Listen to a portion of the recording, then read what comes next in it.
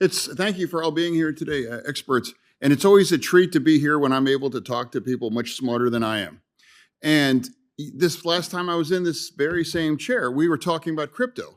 And I asked the experts and I said a couple questions, and they were kind of fundamental, and I just want to ask you as well, too, as experts, should crypto exist? In other words, where should it exist?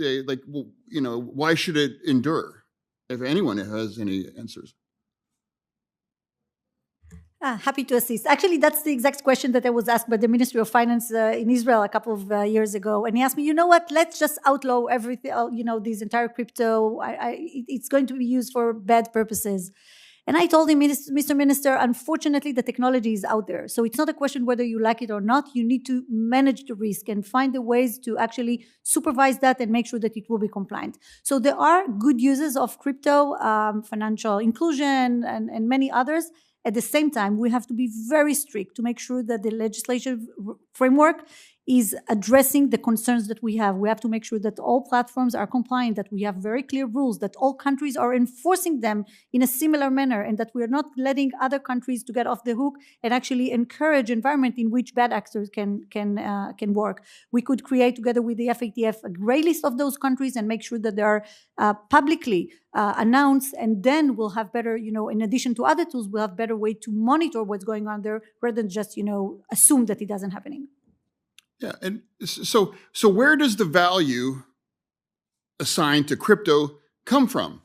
Where does it come from? Because it's really just a mathematical idea, kind of for me feels like it's a gimmick, but where does the value of that come from other than there's not somebody kind of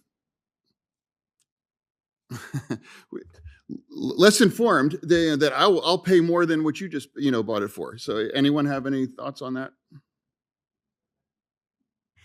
Well, I can answer again. I mean, there are some rationale of, having a more decentralized economy and theories behind that. But I mean, at the end of the day, I think that this discussion, even if it was relevant a couple of years ago, it doesn't matter anymore because the technology is there, and it's not something that is possible now, to decide. Enough people think that there is value and they're spending the money on it. And of course, illicit actors are using that as well, no doubt about it. So I think that the major challenge that we should focus on our energy on is how to make sure that their options are being smaller and that we're closing the gaps as much as possible these days. So let me ask you, why didn't Hamas use its American Express card to finance that awful terrorist? Why wouldn't they use their Amex or PayPal? So actually, they are using bank accounts and credit cards and payment cards. I know that firsthand because many Israelis are now monitoring all campaigns, and they see that. Oh, so it's traceable then, right? Yeah. No. What I just want to say is that crypto. I don't want us to fall into the assumption that crypto will solve everything. Other traditional channels are also being used. This is all just I want to say. Yeah, well, I was just trying to drill down. It's like, of course, it seems that they used crypto because it's really difficult or impossible to trace. So is, the bug is the feature, it seems, to me. And if you are able to remove that ability to be anonymous, would crypto even endure? Because to me, it seems like whether you're financing terrorism or purchasing illicit drugs, on the dark web or other kinds of illegal things, no one's doing that, using, Apple Pay or whatever. They're using crypto. So really, is the one major reason why crypto exists is to finance things that are either illegal or they wouldn't want to be attached to that kind of a thing. Is that a fair question? I mean, I don't want to step up encouraging the industry because that's not my purpose. But it is important also to mention that because everything here is digital in many aspects, sometimes as law enforcement community, there are better monitoring tools to go on crypto and blockchains rather than cash, for example, because there are always alternative for that. So we should, I think, focus on our efforts on how to improve the monitoring resources and tools that we have, how to impose more compliance, and how to differentiate between those environments of legal and illegal activities. And there are ways to do that. And once you're putting them aside, you could have better things. By the way, there are some cryptocurrencies that you could actually confiscate from afar, from a distance, just by disabling them.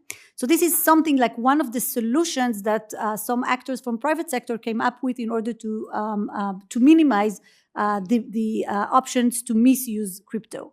Again, it's not that I'm supporting the industry. I'm just in a place in which it exists, and we have to find a way to deal with it, because outloading that altogether just will create a black market that will not be able to supervise at all. And that actually I'm more afraid of than having some monitoring tool and working on improving them and making sure that law enforcement authorities may have the option of doing that, and being realistic, because money laundering and terrorism financing happen in many platforms.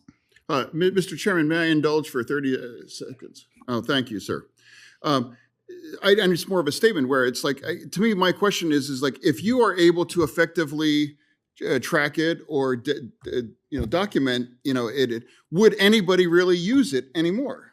That's really, to me, that's what I'm really trying to get to it. And I'm not saying there's an answer. That's why I'm asking the experts. It's like, if you're able to effectively track it, would it really be attractive for anyone to traffic in that, especially because how volatile it is? And I really hope Hamas and everyone took a bath in crypto, with the rest of everyone else too. So they got a lot less guns for what they used to have, maybe.